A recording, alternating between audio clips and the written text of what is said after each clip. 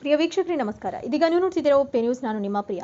ಮೌನೇಶ್ ಚೆಟ್ಟಪ್ಪ ಕರ್ಕಳ್ಳಿರವರಿಗೆ 3 ರಾಜ್ಯ ಪ್ರಶಸ್ತಿ ಪ್ರದಾನ. ದಾವಣಗೆರೆ ಕನ್ನಡ ಹಣತೆ ಕಲಾ ಬಳಗ ಮತ್ತು ಕನ್ನಡ ಸಾಂಸ್ಕೃತಿಕ ಬಳಗ ಹಲವು ದಶಕಗಳಿಂದ ಕಲೆ, ನಾಡುನುಡಿ, ಸಾಂಸ್ಕೃತಿಕ ಸಾಹಿತ್ಯ ಕ್ಷೇತ್ರದಲ್ಲಿ ಸೇವೆಯನ್ನು ಸಲ್ಲಿಸುವುದನ್ನು ಪರಿಗಣಿಸಿ ಸಂಘದಿಂದ ಕೋಡಮಾಡುವ ಕನ್ನಡ ವಿಭೂಷಣ ಪ್ರಶಸ್ತಿಗೆ ಮೌನೇಶ್ ಜೆಟ್ಟಪ್ಪ ಕರ್ಕಳ್ಳಿ ಅವರನ್ನು ಆಯ್ಕೆ ಮಾಡಲಾಗಿದೆ ಎಂದು ಸಂಘದ ರಾಜ್ಯಾಧ್ಯಕ್ಷ ಕನಕ ಪ್ರೀತೀಶ್ ತಿಳಿಸಿದ್ದಾರೆ.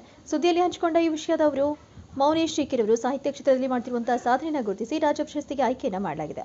ಜುಲೈ ತಿಂಗಳಲ್ಲಿ ಮೌನೇಶ್ ಜೆಟ್ಟಪ್ಪ ಕರ್ಕಳ್ಳಿ ಅವರಿಗೆ ಪ್ರದಾನ ಮಾಡಲಿದ್ದೇವೆ ಎಂದು ತಿಳಿಸಿದ್ದಾರೆ.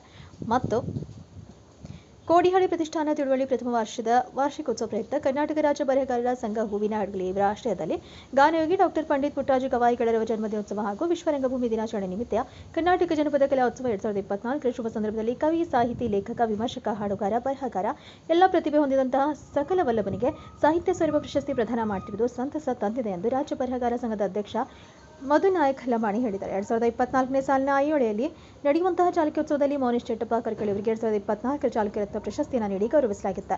ಇವರು ಸಾಹಿತ್ಯ ಲೋಕದಲ್ಲಿ ಅಪ್ರತಿಮವಾದ ಸಾಧನೆಯನ್ನು ಮಾಡಿ ನೋಡಿ ಐಹೊಳೆ ಸಾಹಿತ್ಯ ವೇದಿಕೆ ಗುರುತಿಸಿ ಸಕಲ ಕಲಾವಲ್ಲಭನಿಗೆ ಈ ಪ್ರಶಸ್ತಿ ದೊರೆತಿರುವುದು ಹೆಮ್ಮೆಯ ವಿಷಯ ಅಂತ ತಿಳಿಸಿದ್ದಾರೆ. ಇದೇ ಸಂದರ್ಭದಲ್ಲಿ ಕರ್ಕಳ್ಳಿ ಸ್ನೇಹ ಬಳಗ ಕುಟುಂಬಸ್ಥರು ಹಾಗೂ ಗ್ರಾಮದ ಜನರು ಶುಭಾಶಯಗಳನ್ನು ತಿಳಿಸಿದ್ದಾರೆ.